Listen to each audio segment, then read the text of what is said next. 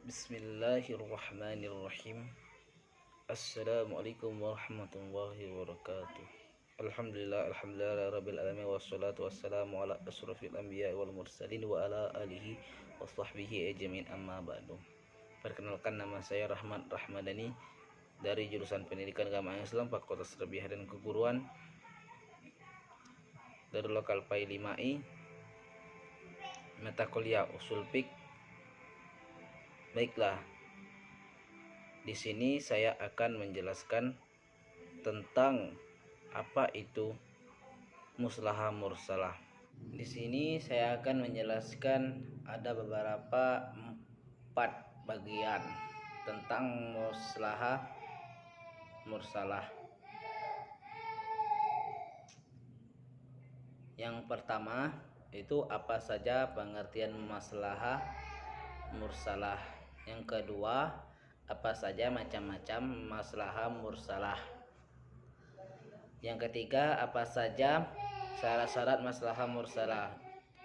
4, bagaimana kehujahan maslahah mursalah. Masuk ke bagian pertama, di sini kita menjelaskan tentang pengertian maslahah mursalah. Maslahah mursalah menurut lugha terdiri dari 2 kata, yaitu maslahah dan mursalah. Kata maslahah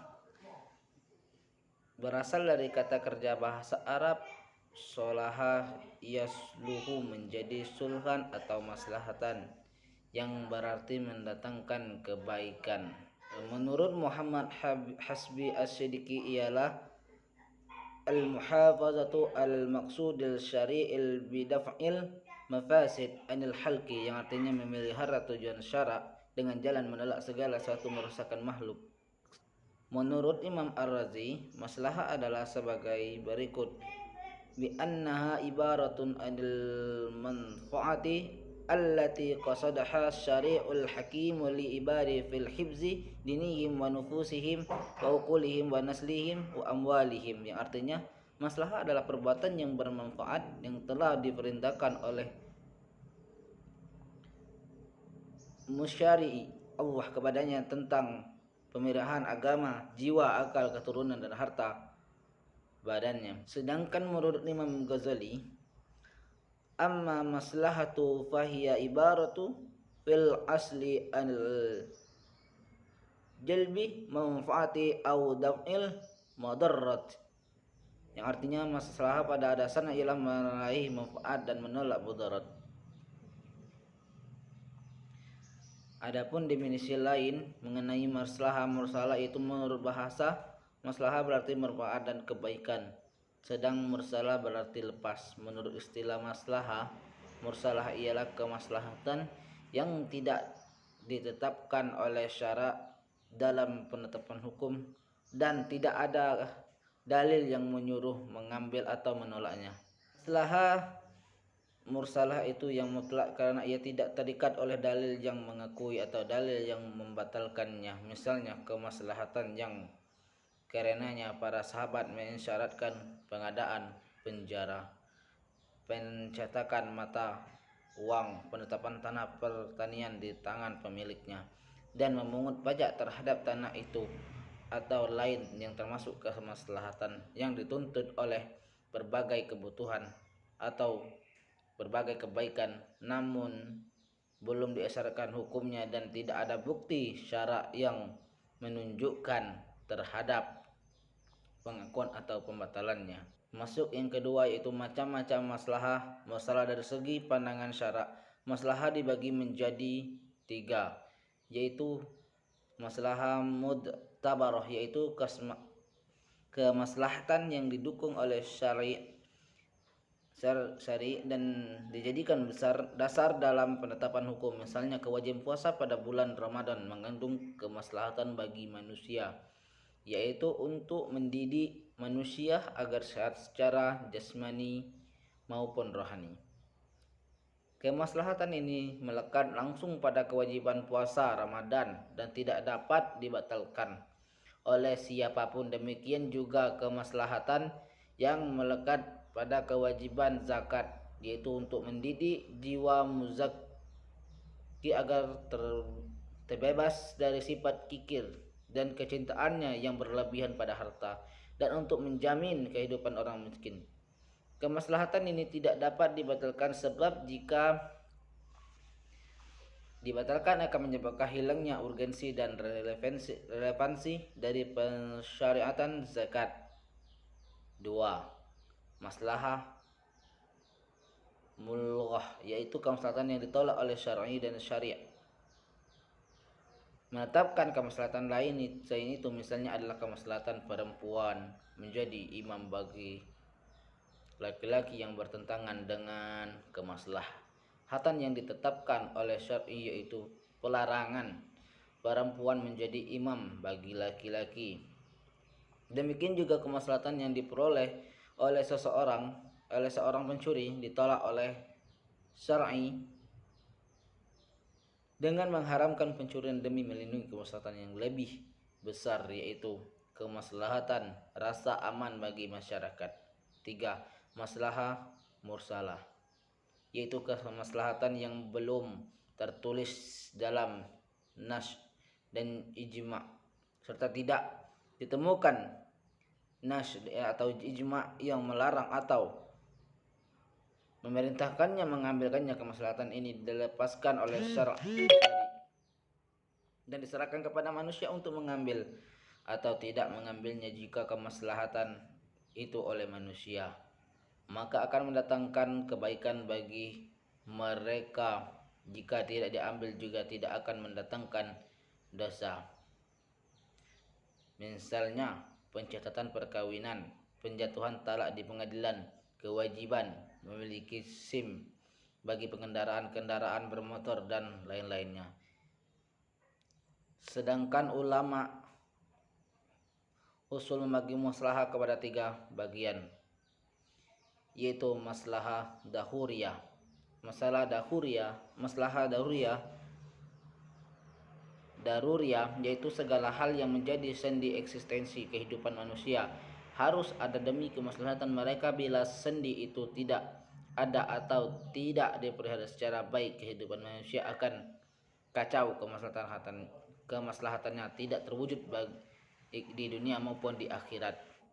Yang kedua, maslahah hajiyah. Maslahah hajiyah adalah amma maslihu hajiyatan fahiya ibarat anil amli wa tasarrufil alati, yang mana artinya semua bentuk perbuatan dan tindakan yang tidak terkait dengan dasar lain yang ada pada maslahah daruriyah, yaitu dibutuhkan oleh masyarakat, tetap juga terwujud, tetapi dapat kehindaran kesulitan dan menghilangkan kesempitan. Dalam sumber lain menyebutkan bahwa maslahah hajiyah adalah segala sesuatu yang sangat dihajatkan oleh manusia untuk menghilangkan kesulitan dan menolak segala halangan. Hajiyah ini tidak rusak dan tidak terancam jika tidak dipenuhi, tetapi hanya menimbulkan kepicikan dan kesempitan. Dan hajiyah ini berlaku dalam lapangan ibadah, adat, muamalat, dan bidang jinayat. Ketiga, maslahah tahsiniyah. Maslahah tahsiniyah amma masalihu tahsiniyah fahiya ibaratu anil umuri allati taqtadiha umuriatu wa makarimul akhlaq wa mahsahinul adat, yang menggunakan semua yang layak dan pantas yang dibenarkan oleh adat kebiasaan baik cukup oleh bagian mahsinul akhlaq. Dalam sumber lain menyebutkan bahwa maslahah tahsiniyah adalah tindakan atau sifat-sifat yang pada prinsipnya berhubungan dengan makarimul akhlaq serta memelihara keutamaan dalam bidang ibadah, adat, dan muamalah. Yang ketiga yaitu yaitu syarat-syarat maslahah mursalah. Maslahah mursalah dapat dijadikan sebagai dalil dengan syarat yaitu maslahah tersebut harus maslahah dengan maslahah yang hakiki, bukan sekedar maslahah yang diduga atau diasumsikan. Yang dimaksud dengan persyaratan ialah untuk membuktikan bahwa pembentukan hukum pada suatu kasus mendatangkan kemanfaatan dan menolak bahaya. Adapun sekedar dugaan bahwa pembentukan suatu hukum menarik sesuatu manfaat tanpa mempertimbangkannya dengan bahaya yang datang, maka ini adalah berdasarkan atas kemaslahatan yang bersifat dugaan.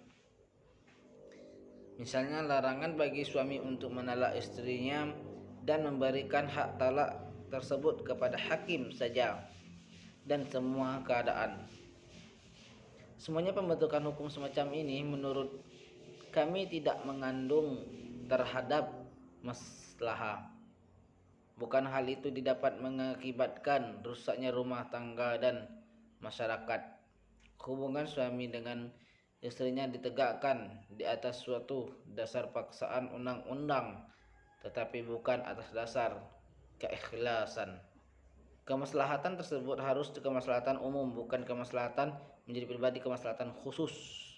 Maksudnya ialah untuk membuktikan bahwa pembentukan hukum pada suatu kasus adalah mendatangkan manfaat bagi mayoritas umat manusia atau menolak bahaya dari mereka, bukan untuk kemaslahatan individu dan sejumlah perorangan yang merupakan minoritas dari mereka. Oleh karena itu, fatwa Imam Yahya bin Yahya al-Laisti al-Maliki, seorang fikih Andalusia yang murid Imam Maliki bin Anas adalah